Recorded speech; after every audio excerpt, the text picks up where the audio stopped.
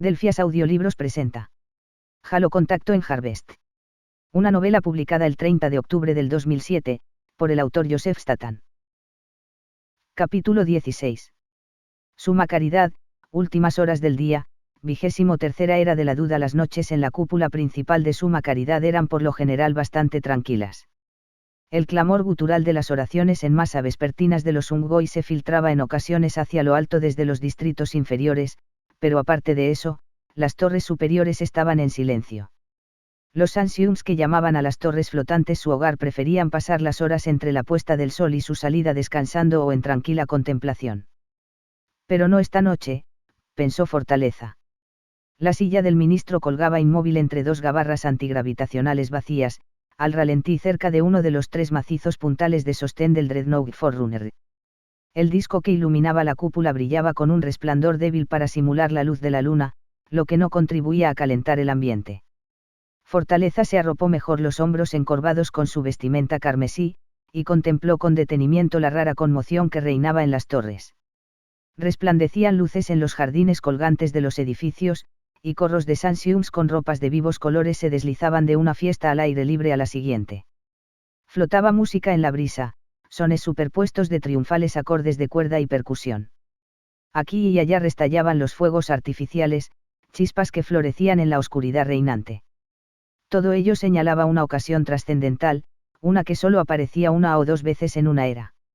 Esta noche, todas las hembras Sansiums que eran lo bastante afortunadas como para dar a luz hijos exhibían con orgullo a sus camadas.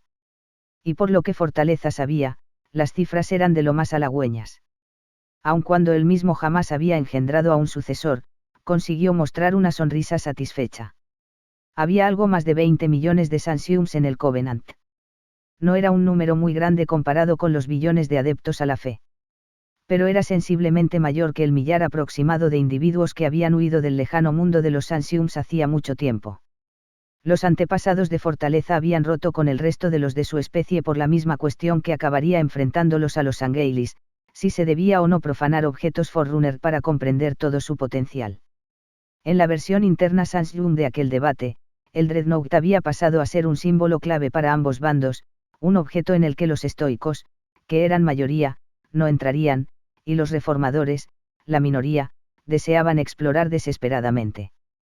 En el clímax de aquel conflicto fratricida, los reformadores más fervientes penetraron por la fuerza en el Dreadnought y se parapetaron en su interior. Mientras los estoicos debatían qué hacer, estaba claro que no podían destruir el objeto que tanto veneraban. Los reformadores activaron el navío y emprendieron el vuelo, llevándose un pedazo del mundo en el que habían nacido con ellos. En un principio los reformadores se sintieron extasiados. Habían sobrevivido, y también escapado con el mayor trofeo del conflicto. Abandonaron a toda velocidad su sistema natal, riéndose de las amargas transmisiones de los estoicos, afirmaciones de que los dioses los condenarían sin duda por su robo. Pero luego los reformadores hicieron recuento de su número y repararon con horror en que era posible que estuvieran condenados. El problema era una fuente limitada de genes. Con tan solo una población de 1 millar de individuos, la endogamia sería pronto un problema serio. La crisis quedaba agravada por el hecho de que los embarazos Sansiums eran, aun bajo condiciones ideales, raros. Las hembras eran por lo general fértiles, pero solo durante ciclos cortos que aparecían en contadas ocasiones. Para aquellos primeros profetas a bordo del Dreadnought, la reproducción se convirtió enseguida en un asunto manejado con sumo cuidado. Había empezado a pensar que podría no venir, dijo Fortaleza cuando la silla del viceministro de la Tranquilidad se introdujo con sigilo entre las gabarras. Las vestiduras moradas del Sansium más joven estaban arrugadas, y cuando se inclinó hacia adelante en su asiento, los anillos dorados de la carnosa papada se enredaron en una de las muchas guirnaldas de flores que llevaba al cuello. Me disculpo. Fue difícil escapar. ¿Macho o hembra? Uno de cada. Felicitaciones. Si oigo eso una vez más, chillaré. Yo no hago a esos bastardos. Las palabras de tranquilidad parecían salir arrastrándose del interior de su boca, y sus dedos se movieron con torpeza mientras liberaba la carnosidad, se arrancaba las guirnaldas del cuello y las arrojaba a un lado. Está borracho, le recriminó Fortaleza mientras observaba cómo las guirnaldas descendían con un revoloteo perdiéndose en la oscuridad. Lo estoy. Lo necesito sobrio. Fortaleza introdujo la mano en la túnica y extrajo una pequeña esfera farmacéutica. ¿Cómo estaba nuestro querido jerarca, el profeta de la moderación? Se refiere al padre. El viceministro succionó la esfera con una amarga mueca. Estuvo mirándome iracundo todo el tiempo. Fortaleza alzó una mano para quitarle importancia. Siempre y cuando actuemos con rapidez, hay poco que él pueda hacer. El viceministro se encogió de hombros y masticó con languidez la esfera.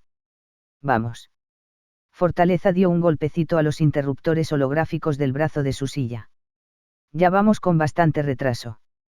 Al cabo de un momento, los dos Ansiums iban a toda velocidad hacia las angostas cubiertas centrales del Dreadnought, un achaparrado núcleo triangular que conectaba las tres patas de sostén a un único casco vertical de forma parecida. A la luz tenue de la cúpula, la antigua nave de guerra Forerunner brillaba con un blanco marfileño. El chantaje, suspiró para sí el ministro, era una herramienta muy tediosa. Pero antes de que su incomparable historial de servicios y la revelación del relicario les consiguieran sus tronos de jerarcas, Fortaleza sabía que los actuales ocupantes de los tronos tendrían que hacerse a un lado. Y no harán eso a meaos que alguien los empuje.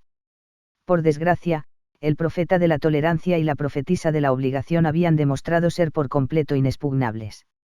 La ya mayor profetisa había dado a luz trillizos un par de veces.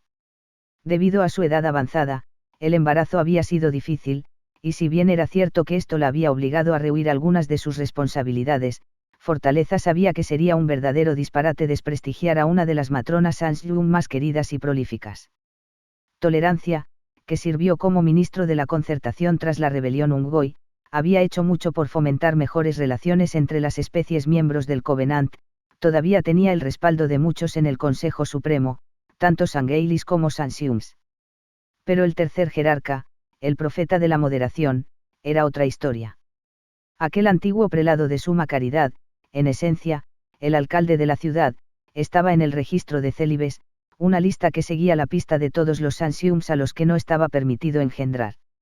Debido a la mala planificación de sus antepasados, aquellos desventurados jamás experimentarían las alegrías de la paternidad debido a que sus genes eran ahora demasiado comunes, y el riesgo de extender sus negativas características recesivas era ya demasiado grande. Fortaleza también estaba en el registro, pero jamás le había preocupado en exceso. Tenía unas cuantas concubinas para las raras ocasiones en que sentía la necesidad de un encuentro sexual, pero por lo demás estaba del todo a gusto con su involuntaria infertilidad. No era el caso del profeta de la moderación. No mucho después de que los Killars tropezaran con el relicario, Moderación había fecundado de manera fortuita a una joven hembra. No tenía por qué ser un problema necesariamente, los abortos eran algo común en aquella clase de situaciones, pero a la madre primeriza la había enfurecido la mentira de Moderación sobre su estatus y exigido que se le permitiera conservar a su camada. El anciano jerarca se sintió invadido por un deseo de ver transmitidos sus elevados genes y no se vio con fuerzas para matar a su progenie nonata o a su testaruda madre. Fortaleza se había enterado del escándalo que se cocía, y se ocupó de que Tranquilidad efectuara la invocación del período de partos ante el Consejo Supremo. En su discurso, el viceministro ensalzó a todos los progenitores y sus uniones fructíferas, y abogó por una mayor inversión en terapias genéticas y otras tecnologías para poner fin a la tiranía del registro. La apasionada actuación de Tranquilidad convenció a Moderación de que estaban hermanados en sus creencias, y el desesperado jerarca, pues su amante no tardaría en dar a luz, hizo una oferta al viceministro: reclama mi progenie como tuya, y obtén el puesto ministerial que desees. Complacido como estaba Fortaleza de que su plan hubiera funcionado, seguía conmocionado por la desfachatez del jerarca. Si la oferta de Moderación salía a la luz alguna vez, matarían a sus hijos y a él lo destituirían, y probablemente también lo esterilizarían. Los Ansiums responsables de hacer respetar el registro ponían un gran celo en su trabajo, y Fortaleza sabía que ni siquiera un jerarca estaba por encima de su censura. Aquella noche había sido tarea de Tranquilidad ofrecer a Moderación la contraoferta de ambos: abandona voluntariamente tu trono y no diremos nada sobre tu escándalo. Debería haberla visto. El viceministro se estremeció. Estaban ya mucho más cerca del Dreadnought y habían penetrado en la sombra de uno de los conductos de gran tamaño que conectaban los motores de la nave con la red eléctrica de Suma Caridad. En aquella oscuridad más profunda, las luces más potentes procedían de un círculo de balizas azules justo debajo del cable, brillantes dispositivos holográficos alrededor de una de las enormes cámaras estancas del Dreadnought. ¿A quién?, preguntó Fortaleza. A la furcia de moderación. El ministro se sintió abochornado. Tranquilidad había empezado a tomarse demasiadas confianzas últimamente, a menudo actuando como si fuera ya un jerarca y el igual de Fortaleza. Su embriaguez actual no hacía más que empeorar tal problema. ¿Atractiva?, preguntó, intentando mantener un tono desenfadado en la conversación. Una monstruosidad de ojos apagados, respondió el viceministro, introduciendo la mano en la túnica. Si tenía un cuello, no pude distinguirlo de sus pliegues. Ante el asombro de Fortaleza, Tranquilidad sacó una pistola de plasma y comprobó la carga con toda tranquilidad. «Guarde eso», le espetó con brusquedad Fortaleza, echando nerviosas ojeadas al Dreadnought. «Antes de que los centinelas lo vean». Aunque todavía estaban a una buena distancia, el ministro reconoció las figuras descomunales de los Mgalekgolos, los guardianes del navío sagrado y sus enclaustrados sacerdotes Ansiums. Al menos 20 de las criaturas montaban guardia en plataformas voladizas a derecha e izquierda de la cámara estanca. Cuando divisaron a los dos Ansiums, los Mgalekgolos pasaron a formaciones defensivas, y sus estriadas armaduras de intenso color morado centellearon bajo la luminosa intermitencia de las balizas. De mala gana, el viceministro deslizó la pistola de vuelta al interior de la túnica. ¿Cómo se le ocurrió traer una arma?, siseó Fortaleza. Por prudencia. Por si acaso Moderación rechazaba nuestras nuevas condiciones. ¿Y qué hubiera hecho? Asesinarlo. El ministro se mostró incrédulo. En la presentación de sus hijos. Ya han salido sin sufrir ningún percance. Ya no me necesita. Fortaleza volvió a recordar que el trabajo de Tranquilidad mantenía a este en contacto regular con los Angeilis, y por lo visto, la exasperante preocupación de aquellas criaturas por las armas personales y el honor se le habían pegado al ya exaltado por naturaleza viceministro. Piense con claridad. Su muerte daría pie a preguntas. Unas a las que Moderación, si estuviera vivo, preferiría no tener que contestar. Es posible. Tranquilidad se encogió de hombros. Usted no vio sus ojos. No, pero puedo ver los suyos. El ministro estaba a punto de estallar. Y todo lo que veo es desobediencia y complicaciones. Pero. Mantenga la boca cerrada. Los Mgalekgolos se dieron la vuelta para seguir la pista a los dos Ansiums mientras estos cruzaban la cámara estanca. Cada uno de los centinelas sostenía un escudo rectangular cortado en facetas y un pesado cañón de asalto. Ambas cosas estaban integradas en las armaduras, como prolongaciones de las mismas más que algo que las criaturas pudieran coger o soltar a voluntad. En el caso de otras especies del Covenant, tal diseño habría sido un modo de evitar tensión a manos y dedos. Pero los Mgalekgolos no tenían ni manos ni dedos, y aunque sí poseían lo que parecían ser dos brazos y piernas, lo cierto era que podrían haber tenido tantos de tales apéndices como hubieran querido. Pues cada criatura era en realidad un conglomerado de individuos, una colonia móvil de gusanos lustrosos. A través de los espacios en las armaduras alrededor de cinturas y cuellos, Fortaleza pudo ver a los Lekgolo individuales, retorciéndose y agrupándose igual que tejido muscular ampliado. La piel roja y translúcida de los gusanos brillaba bajo el resplandor verde de la munición que sobresalía del cañón de asalto, tubos de gel incendiario que se podían disparar en forma de proyectiles o en un chorro abrasador. Moderación es un imbécil, dijo Fortaleza una vez que hubieron dejado atrás a los centinelas sin contratiempos. Y lo sé porque depositó su confianza en usted. El viceministro iba a replicar, pero el ministro siguió adelante, imparable. Gracias a mi absoluta discreción, ni él ni los otros jerarcas saben nada de nuestros planes. Mañana se quedarán allí sentados, impotentes, mientras anunciamos nuestras intenciones ante el Consejo. Pero solo si tenemos la bendición del oráculo.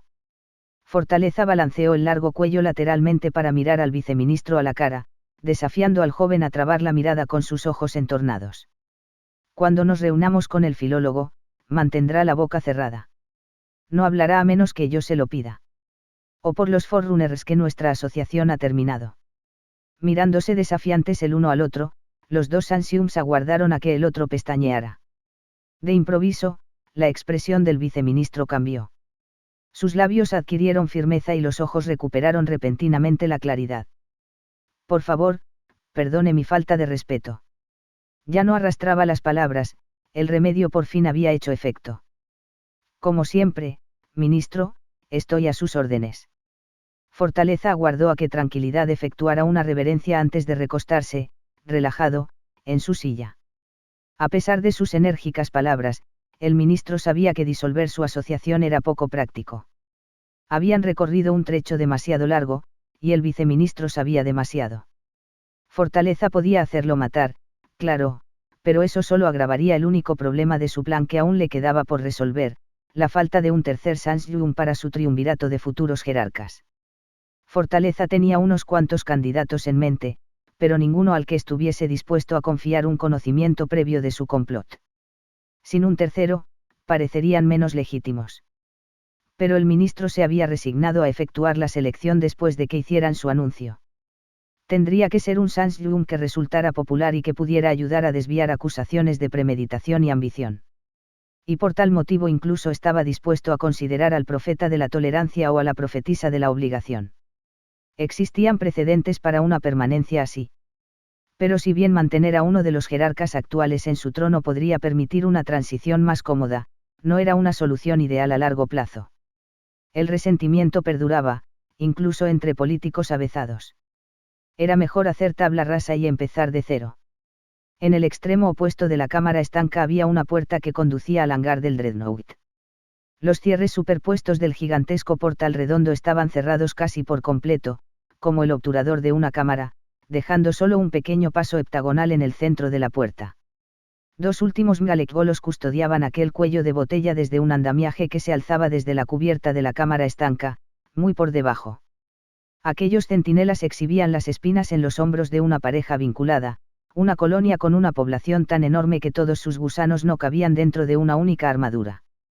Las espinas vibraron cuando la dividida colonia entró en comunicación, confirmando las identidades de los dos profetas y su cita. Luego la pareja se apartó arrastrando los pies entre cueídos gemidos, el ruido de la carne gomosa de los gusanos anudándose y desenrollándose dentro de sus armaduras. El hangar situado al otro lado era una inmensa cripta triangular. A diferencia del exterior decolorado del Dreadnought, las paredes brillaban con reflejos de color bronce bajo la luz de innumerables glifos holográficos. Aquellos símbolos explicativos y aleccionadores, dispuestos en apretadas líneas verticales, flotaban cerca de pequeños agujeros en las paredes en ángulo del hangar. Aunque Fortaleza sabía para qué eran aquellos agujeros, jamás había visto utilizarlos. Flotando cerca de ellos había cientos de uragogs. Los tentáculos de las flotantes criaturas bulbosas parecían mucho más grandes de lo acostumbrado, pero eso se debía a que sujetaban a lecgolos individuales y estaban ocupados introduciendo los gusanos en los agujeros o sacándolos. El ministro contempló cómo 4 uragogs trabajaban para extraer por la fuerza a un espécimen particularmente corpulento de su agujero y transportarlo luego, como un equipo de bomberos llevando una manguera, hasta una gabarra manejada por Sansyungs de cabellos largos y túnicas blancas. Los ascéticos sacerdotes ayudaron a los uragogs a introducir al lecgolo a través de una unidad cilíndrica de escaneo antes de devolverlo a uno de los muchos recipientes de metal de la gabarra que contenían a su colonia. La unidad recuperaba datos de microsensores situados dentro del gusano que habían reunido toda clase de información útil durante su recorrido reptante por las inaccesibles sendas de proceso de datos del Dreadnought. Aquellos sensores no producían la menor molestia a los invertebrados. Las criaturas ingerían los diminutos dispositivos del mismo modo que hacían con su arenosa comida.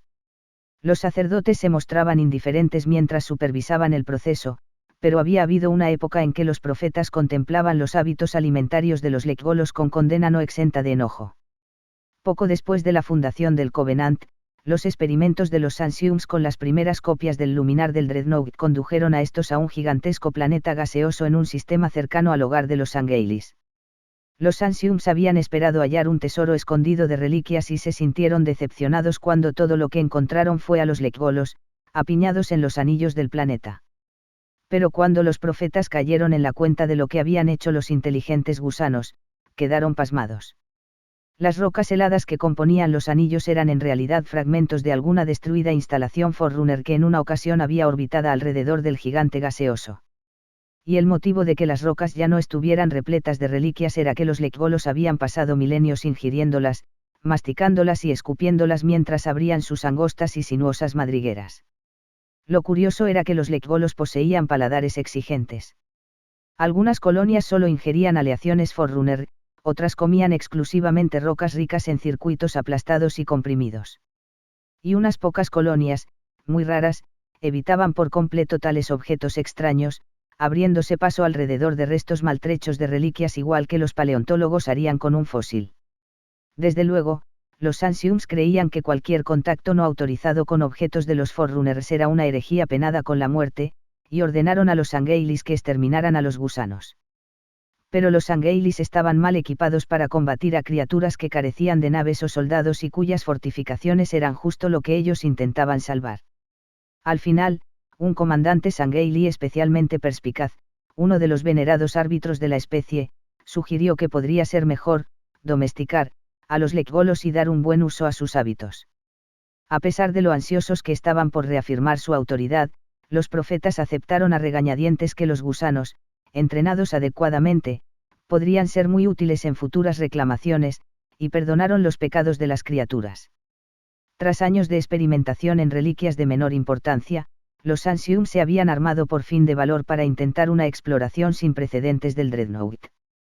Desde que habían partido de su mundo, e incluso durante los días más aciagos de su guerra con los Sangheilis, habían limitado sus estudios a los sistemas de la nave a los que era fácil acceder. Si bien los Ancients desesperaban por explorar las sendas de proceso de datos del grueso casco del Dreadnought, los aterraba que pudieran dañar algo vital. Y por lo tanto fue con sumo cuidado que los sacerdotes ascéticos abrieron su primer agujero experimental y deslizaron dentro un lekgolo cuidadosamente escogido. Habían esperado aterrados que el gusano no fuera a cavar demasiado hondo. Y más que eso, lo que pudiera decir el oráculo del Dreadnought. Pero el lekgolo emergió sin incidentes, y el residente más importante y sagrado del navío no había dicho una palabra. El silencio del oráculo no era algo fuera de lo corriente. En toda su vida, Fortaleza no había oído nunca que hubiese hablado, ni tampoco lo había hecho su padre, o el padre de éste. Al no obtener respuesta, aquellos sacerdotes pioneros habían incrementado las ondas con lekgolos hasta que, como quedaba bien claro en aquellos momentos, aquel proceso tan aterrador en el pasado había pasado a ser algo rutinario. Siguiendo un trozo angular de andamio hasta la parte superior del hangar, el ministro observó cómo los sacerdotes Ancients de la gabarra daban por señas una serie de órdenes a los uragogs que aguardaban, y todas las partes se preparaban para la siguiente recuperación. Muy por encima del suelo del hangar había una abadía oscura y silenciosa, lo bastante grande para dar cabida a todo el Consejo Supremo del Covenant, más de 200 Sangheilis y Ancients. Pero cuando Fortaleza y Tranquilidad ascendieron a través de un agujero perfectamente redondo en el suelo de la abadía, vieron que la habitación tenía solo un ocupante, el líder de los sacerdotes ascéticos, el Sanshun filólogo. Como el clérigo que proporcionaba a Fortaleza sus remedios, la humilde silla del filólogo estaba hecha de piedra en lugar de metal. Sus vestiduras eran tan andrajosas que parecían tiras de tela despedazada envolviendo su cuerpo marchito. Las prendas que en el pasado habían sido blancas estaban ahora tan sucias que eran en realidad unos cuantos tonos más oscuras que la carne cenicienta del filólogo. Sus pestañas eran largas y grises, y los mechones de pelo del cuello eran tan largos que casi le colgaban hasta las rodillas. No nos conocemos, creo, dijo con voz ronca el anciano Sanshun cuando las sillas de Fortaleza y Tranquilidad se detuvieron con cuidado detrás de él. Estaba absorto en un pergamino hecho pedazos y no se volvió para darles la bienvenida. Nos vimos una vez, respondió Fortaleza. Pero la asamblea era muy numerosa y fue hace mucho tiempo. Qué descortés por mi parte olvidarlo. En absoluto. Soy Fortaleza, y este es el viceministro de la Tranquilidad. El Sanshun más joven inclinó la silla al frente en una reverencia. Pero, como había prometido, no habló. Un honor conoceros. Enrollando bien el pergamino con las artríticas manos, el filólogo se dio entonces la vuelta. Por un momento, simplemente contempló con atención a sus invitados con los enormes ojos lechosos. ¿Qué favor buscáis? El filólogo no fingía ignorancia. Por el bien de la confidencialidad, Fortaleza no le había contado al sacerdote sus intenciones, ya que sabía que su rango ministerial era suficiente para obtener una audiencia. Pero si bien las palabras del filólogo eran cordiales, su significado había quedado claro: expon lo que te trae aquí y acabemos con esto. Tengo trabajo mucho más importante que hacer. Fortaleza lo complació con mucho gusto.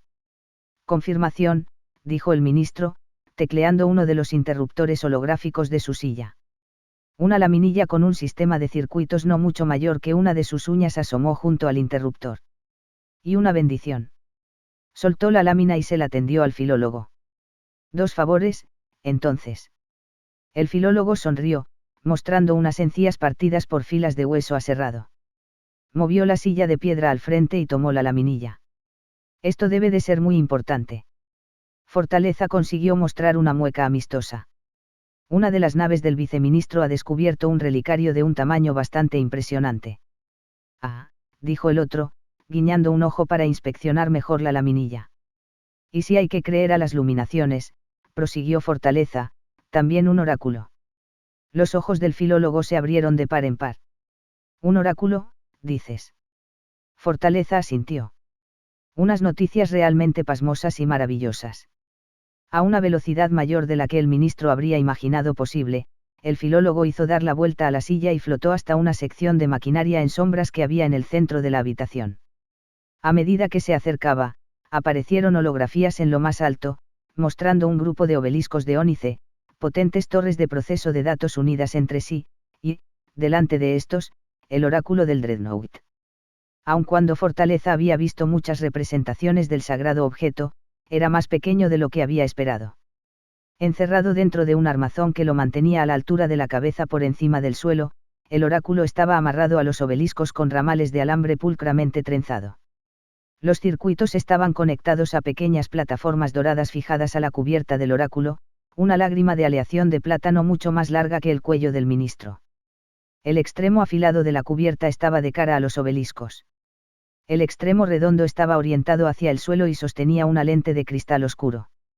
Había una abertura alrededor de la lente y la cubierta, y a través de esta, Fortaleza pudo ver puntitos de luz, circuitos que funcionaban a baja intensidad. Eran las únicas señales de vida del oráculo. ¿Son estos todos los datos?, preguntó el filólogo, encajando la laminilla en uno de los obeliscos. Proceden del luminar de la nave así como de sus sensores. Fortaleza se acercó poco a poco al oráculo. Por alguna razón lo dominaba un deseo de alzar la mano y tocarlo. Antiguo como era el objeto, la cubierta estaba totalmente lisa, sin abolladuras ni arañazos. Clavó la mirada en las profundidades de la lente. Hay informes de una especie nueva en el planeta que contiene las reliquias, pero parecen ser primitivos, una especie de nivel 4. No espero que vayan. De improviso, los circuitos del oráculo se iluminaron. La lente refractó la luz, emitiendo un haz cegador. No es una lente, Fortaleza lanzó una exclamación ahogada. Es un ojo. Levantó un brazo ante el rostro cuando el oráculo se ladeó hacia él en su armazón. Durante millones de años he vigilado. La profunda voz del oráculo resonó en el interior de su cubierta. El haz de luz del ojo titiló con la cadencia de las palabras a medida que las pronunciaba en la lengua de los Ansyums. Os he escuchado malinterpretar. Oír hablar al oráculo era, para un fiel miembro del Covenant, como escuchar las propias voces de los Forerunners.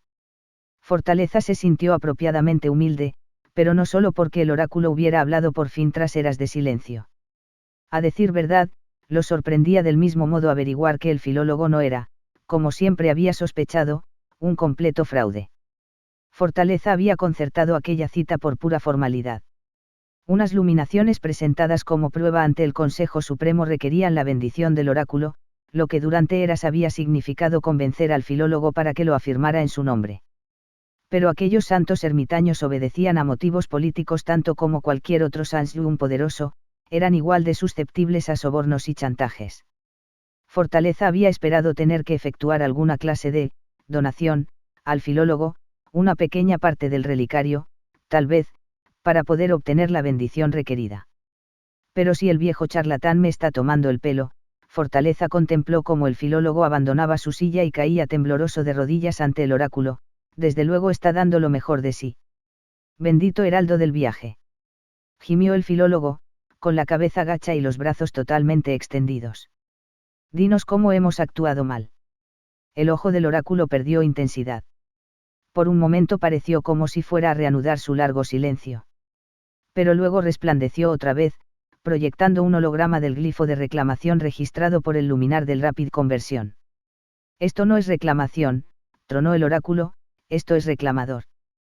Poco a poco el glifo giró boca abajo, y sus figuras centrales, los círculos concéntricos, uno dentro del otro, conectados por una línea fina, adquirieron un aspecto distinto. Las figuras de la disposición anterior habían semejado el péndulo de un reloj. Invertido, el glifo parecía ahora una criatura con dos brazos curvos por encima de la cabeza. El glifo encogió de tamaño al mismo tiempo que el holograma cambiaba a plano general para mostrar todo el mundo alienígena, cubierto de miles de aquellas luminaciones orientadas de un modo nuevo. Y aquellos a los que representa son mis creadores. Ahora le tocó el turno a Fortaleza de sentir que las rodillas se le doblaban. Aferró los brazos de su trono e intentó aceptar una revelación imposible: cada glifo representaba a un reclamador, no una reliquia, y cada reclamador era uno de los alienígenas del planeta, lo que solo podía significar una cosa. Los Forerunners, musitó el ministro. A algunos los dejaron atrás. Imposible. Espetó Tranquilidad, incapaz ya de seguir callado. Herejía. De un oráculo. De este entrometido. Tranquilidad apuntó con un dedo al filólogo. ¿Quién sabe lo que el viejo loco le ha hecho a esta maquinaria divina? Las perversiones que ha llevado a cabo con todos sus gusanos y sacos. ¿Cómo osas acusarme? Jadeó el filólogo. En esta cripta tan sagrada. El viceministro hizo retroceder su silla. Haré todo eso y más. Justo entonces, la abadía empezó a estremecerse. Muchas cubiertas por debajo, los poderosos motores del Dreadnought cobraron vida, liberándose con una sacudida de los limitadores que los mantenían generando la energía comparativamente pobre que requería suma caridad. Pronto los motores alcanzarían su pleno rendimiento, y entonces. Desconecta el oráculo. Gritó Fortaleza, aferrado con fuerza a los brazos de la silla. Antes de que el Dreadnought despegue y destruya la ciudad. Pero el filólogo no le hizo caso. El navío sagrado rompe sus ataduras. Los brazos del anciano Sanslun temblaban, y ya no parecía asustado, parecía inspirado. Que se haga la voluntad de los dioses. El holograma del mundo alienígena desapareció, y una vez más el ojo del oráculo brilló. Rechazaré mis prejuicios y ofreceré reparación. Las oscuras paredes de la cripta empezaron a refulgir a medida que sus circuitos parecidos a venas se iluminaban en su interior. Los antiguos circuitos se inundaron de una luz que corrió al interior de los obeliscos situados detrás del oráculo. Las rocas de franjas rojas y marrones empezaron a agrietarse, lanzando columnas de vapor calcáreo. De improviso, el viceministro saltó de su silla, con la pistola de plasma desenfundada. «Desconéctalo», chilló, apuntando al filólogo con el arma, cuya punta brillaba con un verde intenso mientras acumulaba energía para lanzar un rayo. «O te abrasaré ahí donde estás». Pero en aquel momento la lente del oráculo se tornó tan brillante, empezó a centellear con una frecuencia tan febril, que amenazó con cegar a los tres Anciums. Tranquilidad chilló y alzó las amplias mangas de la túnica ante los ojos. «Mis creadores son mis amos». La cubierta en forma de lágrima del oráculo vibró dentro de su armazón como si intentara alzar el vuelo con su nave. «Los llevaré sanos y salvos al arca». De repente, sonó un potente chasquido y la abadía se sumió en la oscuridad, como si el Dreadnought hubiera hecho saltar un fusible. Chillidos agudos resonaron por toda la cámara. Con los ojos rebosando lágrimas ardientes, Fortaleza alzó la mirada y vio cientos de chorros llameantes, lo que parecían eyecciones de metal fundido, cayendo en cascada de las paredes. A medida que su visión se aclaró, el ministro comprendió que eran, de hecho, lecgolos ardiendo, resbalando de las paredes. Los moribundos gusanos caían en picado al suelo, donde estallaban en grandes salpicaduras color naranja o se enroscaban en retorcidos pedazos achicharrados. Lo siguiente que Fortaleza vio fue que la pareja vinculada de mgalecgolos que había visto custodiando la entrada del hangar ascendían ruidosamente la rampa que conducía al interior de la abadía, con los cañones de asalto cargados al máximo. «No disparéis», chilló Fortaleza. Pero los acorazados gigantes siguieron avanzando a grandes zancadas, acurrucados tras su escudo y con las espinas erguidas y temblando. «Tire el arma», gritó entonces al viceministro. «Hágalo ya, idiota». Todavía deslumbrado por la luz del oráculo, Tranquilidad dejó que la pistola repiqueteara contra el suelo. Uno de los mgalecgolo dijo algo al filólogo, con una voz que era como el chirrido de una piedra. «Un accidente», respondió el anciano ermitaño. Paseó la mirada con tristeza por los cuerpos humeantes de sus gusanos, los restos destrozados de su magnífica investigación, y despidió a los centinelas con un ademán. No puede hacerse nada. Los Mgalekgolo permanecieron donde estaban mientras su colonia se comunicaba. Luego, la luz verde en los agujeros de sus cañones perdió intensidad y ellos regresaron ruidosamente a su puesto. La abadía volvió a quedar oscura. ¿Qué deberíamos creer?, preguntó Tranquilidad. Su voz sonó queda en la oscuridad. Pero el ministro se había quedado sin palabras. Podía decir sin faltar a la verdad que en toda su vida no había experimentado ni un solo momento de crisis espiritual. Había aceptado la existencia de los Forerunners porque sus reliquias estaban allí para que las encontraran, y creía en la divinidad de los Forerunners porque en todas sus eras de búsqueda, los Ancients no habían hallado huesos ni otros restos. Sabía que la promesa central del Covenant de que todos recorrerían el sendero y seguirían los pasos de los Forerunners era crítica para la estabilidad de la Unión. Y tenía la seguridad de que si alguien averiguaba que podrían llegar a ser abandonados, el Covenant estaba sentenciado. En aquel momento, los fragmentos holográficos por encima de los obeliscos volvieron a encenderse, llenando la habitación con una tenue luz azul. Los ennegrecidos lecgolos parecían grabados hechos en el suelo, un glifo macabro y retorcido. No debemos correr riesgos con estos recuperadores. Fortaleza fue incapaz de obligarse a decir, Forerunners. Agarró su carnosa papada y le dio un firme tirón. Deben ser eliminados. Antes de que nadie más conozca su existencia. El labio inferior del viceministro tembló. Habla en serio. Del todo. Exterminarlos. Pero ¿qué pasa si? Si el oráculo dice la verdad, que todo en lo que creemos es una mentira. La voz de Fortaleza se llenó de repentina energía. Si las masas saben esto, se sublevarán. Y no permitiré que eso llegue a suceder. El viceministro asintió despacio. ¿Qué pasa con él?, musitó Tranquilidad, echando una veloz mirada al filólogo. El anciano ermitaño tenía la vista puesta en el oráculo. El artefacto colgaba flojamente en su armazón, con una fina columna de humo alzándose en espiral de la abertura alrededor de la lente.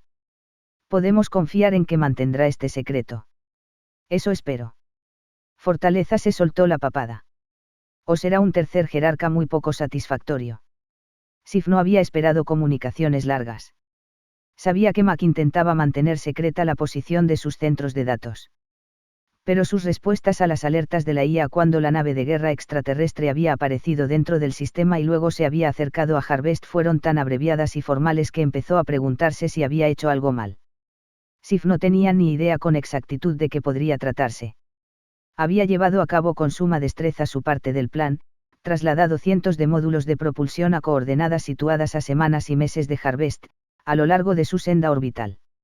Había llevado a cabo los lanzamientos necesarios a gran velocidad por sí misma, colocar los propulsores con rapidez y exactitud en posición era fundamental para el éxito del plan, y no había querido dejar las maniobras en manos de los ordenadores de navegación, que se aturullaban con facilidad. Su meticulosidad había tenido su recompensa. Los propulsores quedaron instalados mucho antes del plazo establecido, 2 días antes de la llegada de la nave de guerra extraterrestre. Fue pura coincidencia, Sif lo sabía, ni ella ni Mac ni Gillan Alcigny tenían la menor idea de cuándo podrían aparecer más alienígenas. Aún así, no pudo evitar pensar que el haberlo llevado a cabo a tiempo era un buen presagio, una señal esperanzadora de que la compleja e inaudita evacuación funcionaría. Pero cuando hubo transmitido la buena noticia sobre los propulsores, todo lo que Sif obtuvo del centro de datos de Mac fue un mensaje sucinto y anónimo. No más comunicaciones. Lo que estaba muy bien, imaginó. Mac había explicado que una vez que los propulsores estuvieran colocados era fundamental que ella intentara pasar desapercibida y no hiciera nada que atrajera la atención de los alienígenas, que les diera un motivo para dañar la tiara.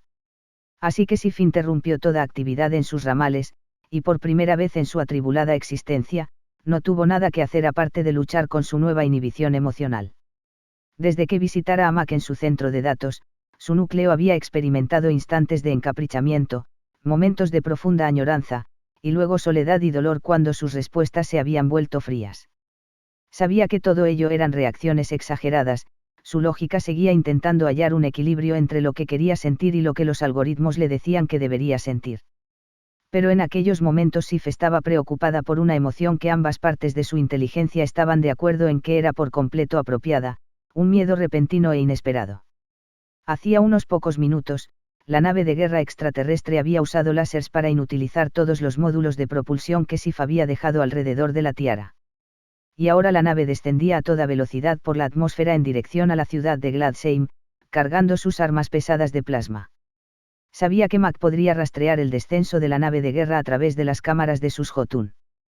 Pero no estaba segura de que las cámaras fueran lo bastante potentes para ver la nave extraterrestre más pequeña que se acercaba en aquellos momentos a la Tiara.